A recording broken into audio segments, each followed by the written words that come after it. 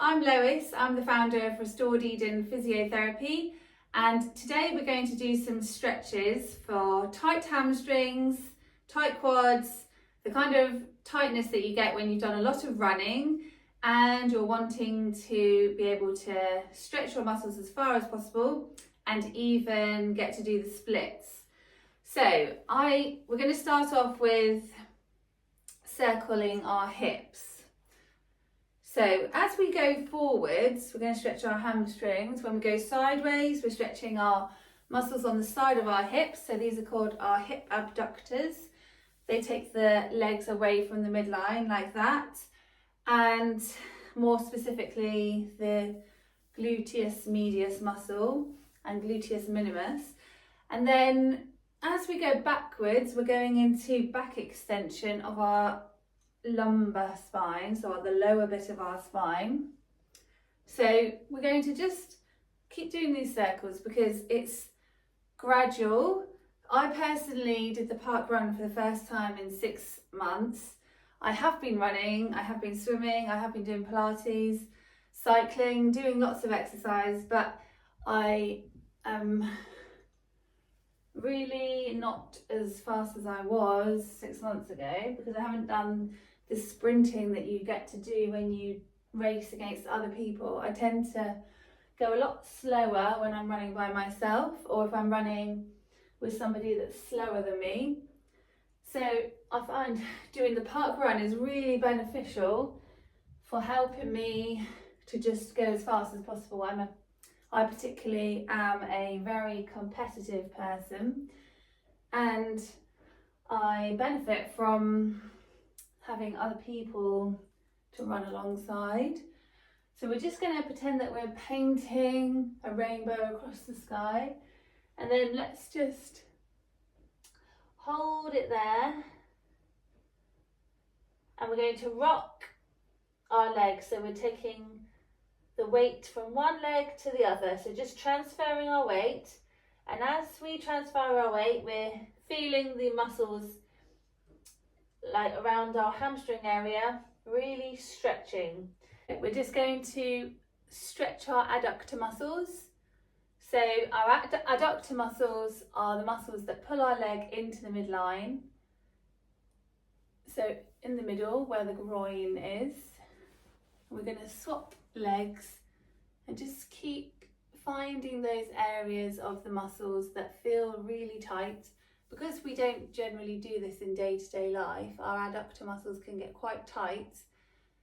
I personally like to go swimming to stretch. Other people don't like swimming, so then there's lots of other ways that you can stretch. Like, it's good to have cues so that every time you do a certain thing, then you stretch. So, for example, every time you go for a run, you can stretch before and after. As long as you're stretching regularly and you've got good range of movement, then I think it's okay. But if you don't stretch your muscles, number one, they can get more tight than normal.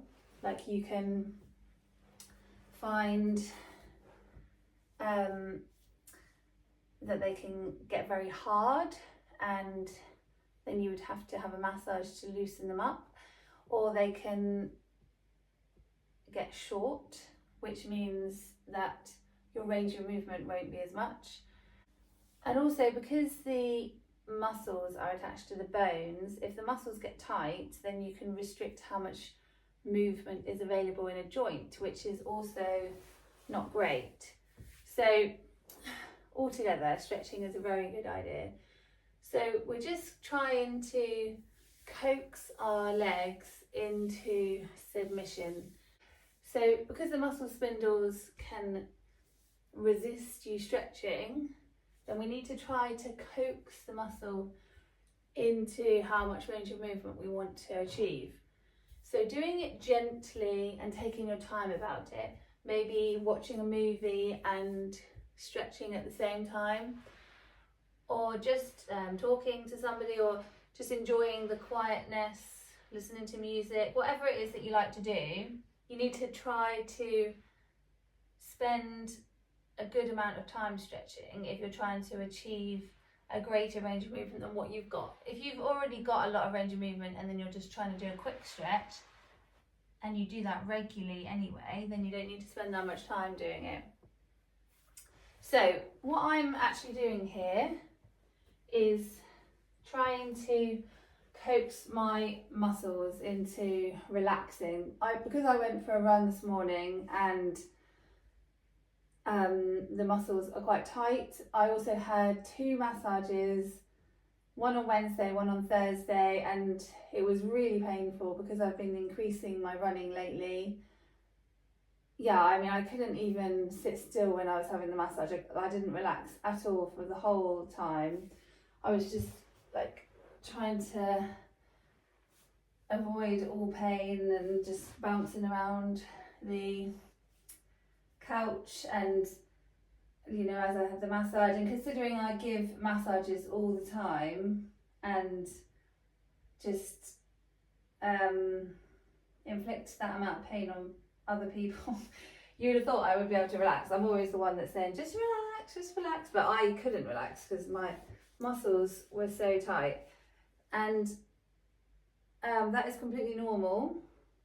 So it's normal to have no pain but then have a massage and then experience a lot of pain, because the muscles need to be able to be soft. Even if you are Arnold Schwarzenegger and you're the muscliest person in the world, when you're relaxed, the muscle should be soft, and then when you contract the muscle, it should be hard. It shouldn't be hard when you're in a relaxed state. And if it is hard, then it's probably uncomfortable as well. So the whole point of having a massage is to just try to get that muscle to relax and to get rid of all the lactic acid buildup, get rid of any toxins that are there. So what I'm doing here is going from every angle and trying to just help my hips, my knees, my ankles, my back to get full range of movement and relax the muscles.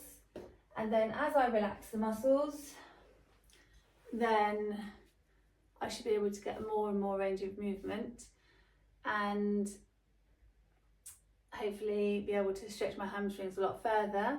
So my aim is to be able to do the splits as soon as possible, but I can't do that unless my muscles relax. And I personally am not overly flexible. Like I'm not hypermobile. I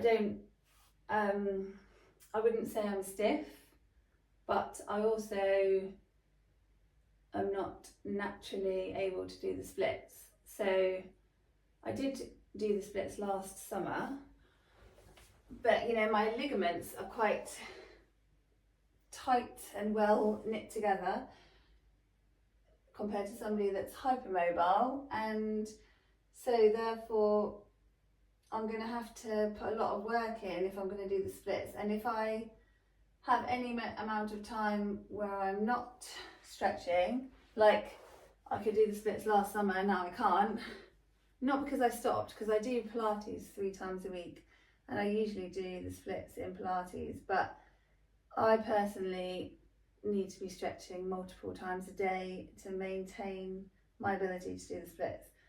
I'm not a dancer, I'm not anything like spectacular doing some kind of gymnastics or anything like that, so I really do just need to put a lot of work into this if I'm going to do the splits. So I'm putting my head on my knee. I do think although I'm not somebody that can do the splits naturally, I am quite flexible, and I do put that down to my swimming. I really feel like swimming has helped me to just be able to maintain all of the range of movement in my joints. I keep the synovial fluid going, and then also because the water's quite cold, then when you dive into the water you get a bit of a shock, and that shock of going into cold water can reduce inflammation and reduce the amount of blood flow that's going through your limbs. And I find that really, really helpful actually for multiple reasons. It's a little bit like fasting. When you fast, you get rid of all the toxins in your body. And also when you have ice therapy, like going into cold water, you also, that shock gets rid of all of the toxins in your body. I learnt this from a Wim Hof course. So when you're swimming, it's not ice water, but it's colder than normal. But I'm going to go down and put my head on the floor, and then I'm going to count to 10. So 10, 9, 8, 7, 6, 5, 4, 3, 2, 1. And then go into a hip flexor stretch. Now I'm going to stretch my hip flexors, which are at the front of my hip, but then I'm also going to stretch my quadricep muscles by bending my knee. So the key one I'm doing here is my rectus femoris, which attaches above my hip and below my knee. So I'm going to get hold of my foot with both hands.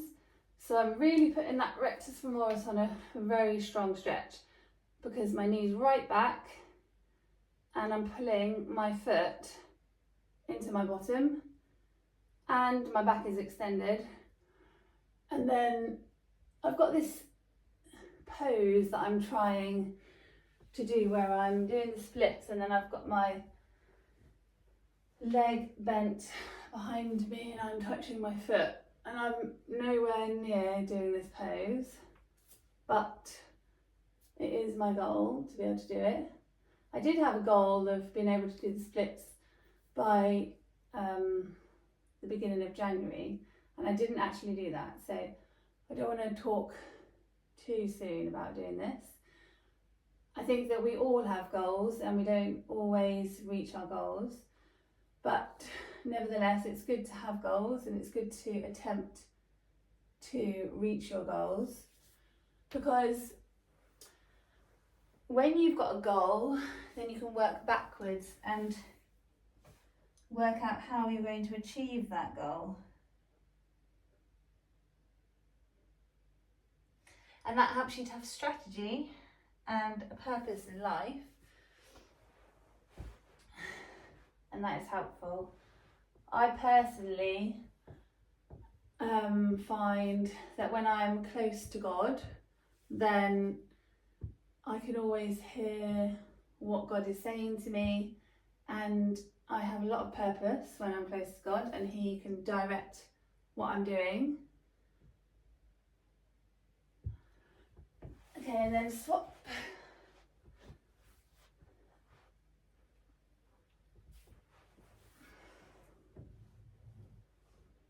So if you point your toes when you're doing the splits, then it looks nicer, but it also seems to stretch more. So we can try to do that. My personal thing that is difficult with the splits is how much hip extension I've got. I don't think I've got a problem with my hamstring length. I think I've got a problem with my hip flexor range of movement. So whatever we think that we've got the problem with, we want to keep stretching into that area. So I personally find that repeating the stretch 3 times, then you can get more and more range of movement each time.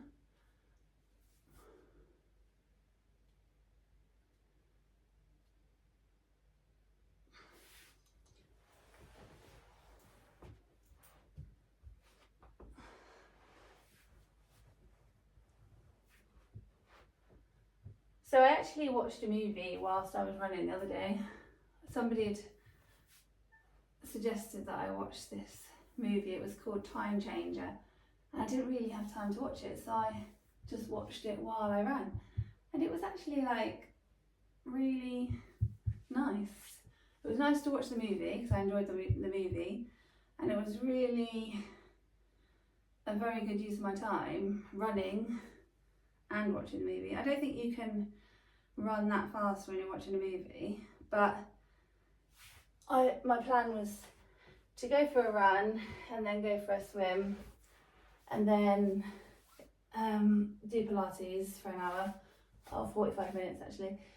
So yeah, I think it was good. It was a good use of my time.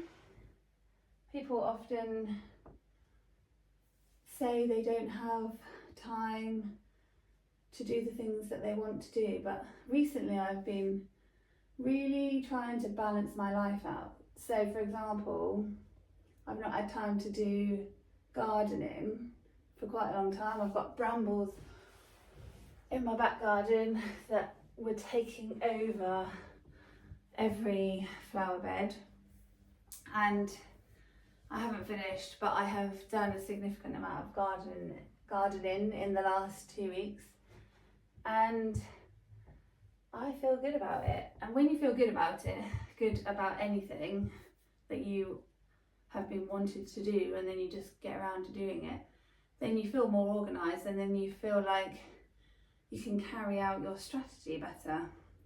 In strategy in anything, like maybe you've got a goal to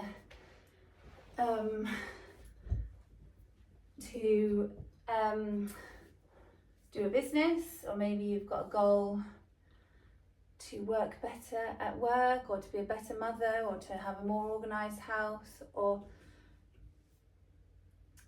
there could be any reason why you might have a strategy. But when you organise everything, then like make your house organised and make your children organised and get a grip and control over what you're doing, then I feel like it's easier to carry out strategies. So here I'm trying to get my knees on the floor. I can't get them on the floor yet, but again, we're stretching our adductor muscles when we do this, and then taking our legs apart. So yeah, I am repeating myself, but I think that's good. So we're not just putting our head on our knee, we're trying to get as much stretch as possible. So we're trying to get our head as far down towards the ankle as possible, and we're also trying to get our back flat. So if you've got limited range of movement in your back, then you're going to struggle, and you're going to be like this, because it's not really your hamstrings that's restricting you, it's the range of movement of each individual vertebra. So it might be that you need to stretch your back rather than your hamstrings if you're struggling to touch your toes.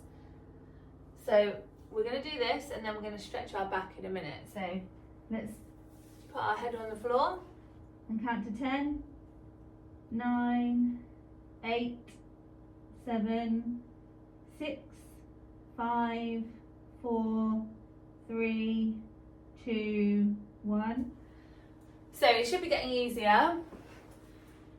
So we're going to lie on our front and then do some back extensions. So we want our feet together, and we should be able to keep our hips on the floor and lift straight up and extend from our lower back.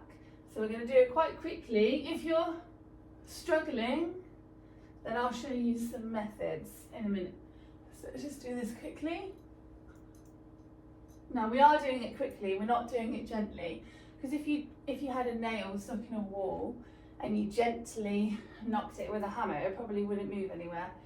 But if you whack it with a hammer, it'll probably fall out. And it's the same with a stiff back.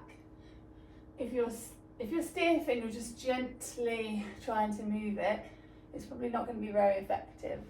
So we're going to do child's pose now. So child's pose is going into extension, and then we're going to come round to do child's pose with a twist, and then go the other way. Now you might be thinking, what's this got to do with stretching into doing the splits? But you know, we were doing the hip flexor stretch, and if you've got a stiff back, you're not going to be able to extend your back, which means you're going to struggle to stretch your hip flexors very far, and then you're going to struggle to do the splits. So if you've got a flexible back, then that's going to help. Now, first of all, we're going to do a back extension with a twist. So we're trying to keep our legs on the floor and twist around, and then go the other way.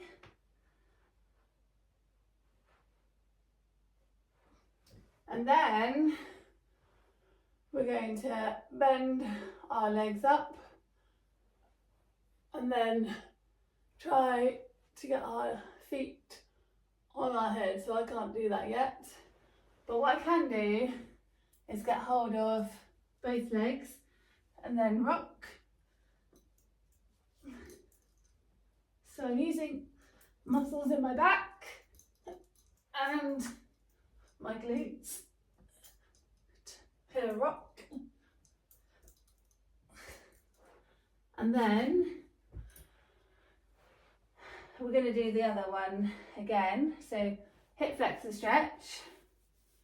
So you should be able to get further than what you got a minute ago. However far you go,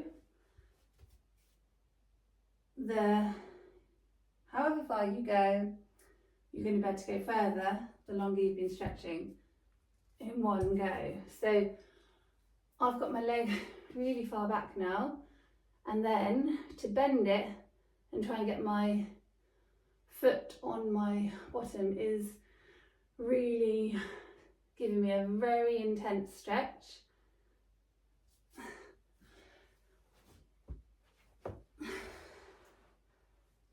And then let's do the same on the other leg.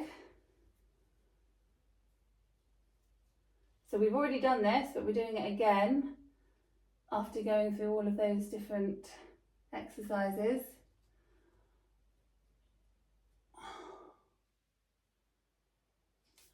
Let's go back to the first leg. Let's do that again.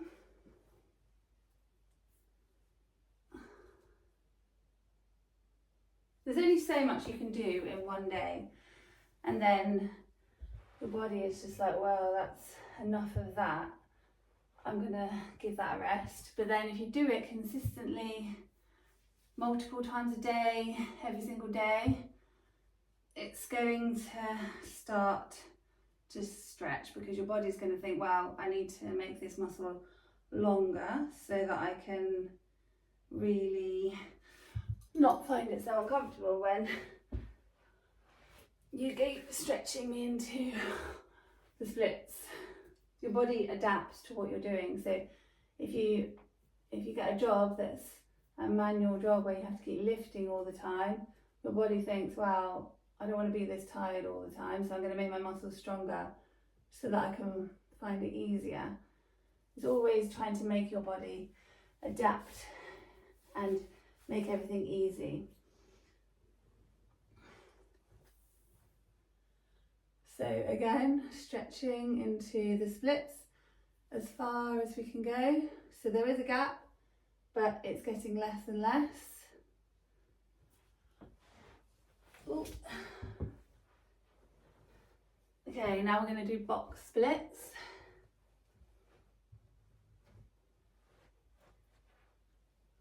I'm not very good at box splits. And then we're just going to walk our feet together.